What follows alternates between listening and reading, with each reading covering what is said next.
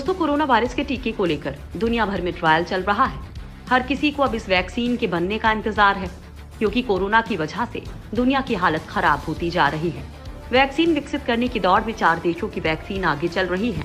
इनमें अमेरिका, रूस, भारत, ब्रिटेन और चीन शामिल है। अमेरिका, ब्रिटेन और चीन, इन तीनों देशों की एक वैक्सीन दुनिया भर में सबसे आगे है।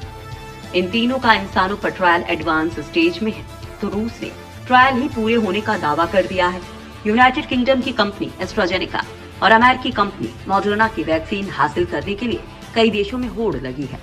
इन दोनों कंपनियों ने कई सरकारों से वैक्सीन की भारी डोज सप्लाई करने का सौदा किया है। सबसे पहले किसे मिलेगी वैक्सीन? दोस्तों, पूरी दुनिया में कोरोना की वैक्सीन को लेकर ट्रायल चल रहे हैं। भारत में भी 2 वैक्सीन को लेकर ट्रायल तेजी से चल रहा है।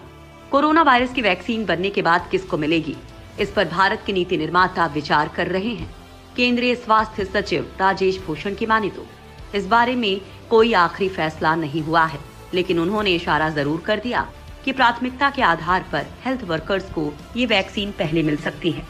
हेल्थ वर्कर्स के बाद वैक्सीन लिस्ट में दूसरे नंबर पर मौजूद ज्यादा रिस्क वाले मरीज हैं।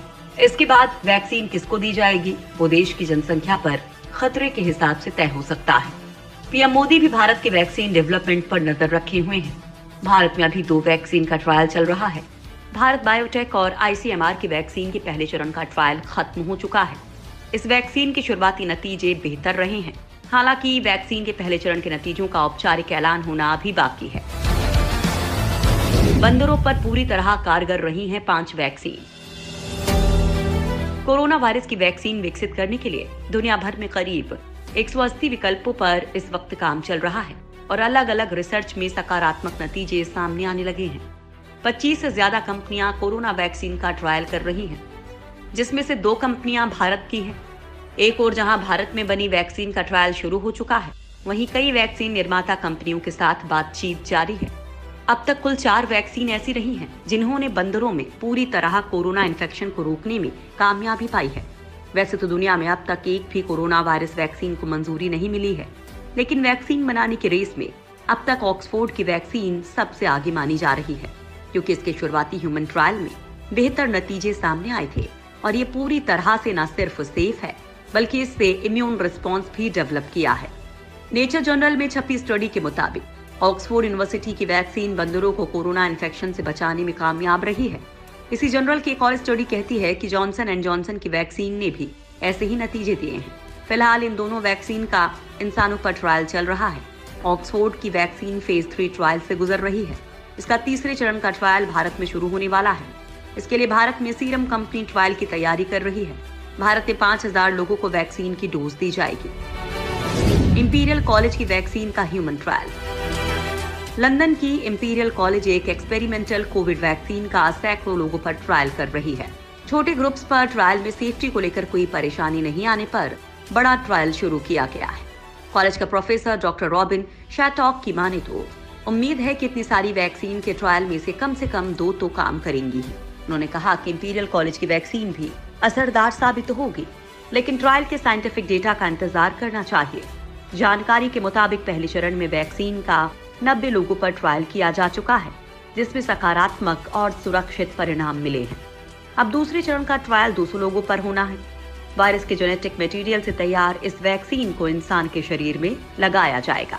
इसके बाद वायरस के बाहरी हिस्सा, जिसे स्पाइक प्रोटीन कहते हैं, वो शरीर को इम्यून सिस्टम सक्रिय करने के लिए निर्देशित करेगा और वायरस खत्म हो जाएगा।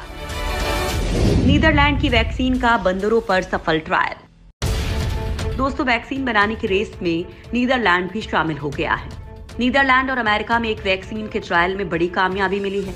वैक्सीन की एक सिंगल डोज से बंदरों में कोरोना वायरस संक्रमण को पूरी तरह रोकने में मदद मिली है। वैक्सीनेशन के बाद लगभग सारे बंदरों में एंटीबॉडीज और टी सेल्स बनी हैं। जब वायरस से बंदरों को एक्सपोज कराया गया तो सारे बंदरों के फेफड़ों में इन्फेक्शन नहीं हुआ। 6 में से 5 बंदरों की नाक में भी वायरस की मात्रा नहीं मिली। माना जा रहा है कि ये वैक्सीन कोरोना के खिलाफ कारगर साबित हो सकती है। अब इस वैक्सीन के ह्यूमन ट्रायल को शुरू किया जाएगा, ताकि इसका इंसानों पर भी असर देखा जा सके। रूसी वैक्सीन को अगले महीने मिलेगा अप्रूवल। रूस ने कहा है कि मॉस्को के एक रिसर्च इंस्टीट्यूट की वैक्सीन को अगले महीने की 10 तारीख तक फाइनल रेगुलेटरी अप्रूवल मिल सकता है। आम जनता के लिए वैक्सीन सितंबर तक उपलब्ध करवाई जा सकती है। हालांकि ये वैक्सीन अभी फेज 2 ट्रायल से गुजर रही है। उसके नतीजों के आधार पर इसे शर्तों के साथ मंजूरी दी जा सकती है। पब्लिक यूज के साथ साथ फेज 3 ट्रायल भी चलता रहेगा। चीनी हैकर्स के निशाने पर मॉडर्ना की वैक्सीन रिसर्च। दोस्तों, चीन अपनी हरकतों से बाज नहीं आ रहा है। वैक्सीन बनाने में अभी तक नाकाम रहे चीन ने अब दूसरे देशों की वैक्सीन की जानकारी पाने के लिए साइबर सेंधमारी शुरू कर दी है।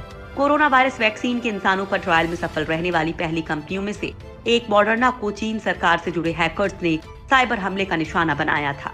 चीन की हैकिंग एक्टिविटी पर नजर रख रहे अमेरिका के सिक्योरिटी अधिकारियों ने ये दावा किया है। दावा है कि इस हमले के जरिए कोरोना वैक्सीन से जुड़ा रिसर्च चुराने की कोशिश की गई थी।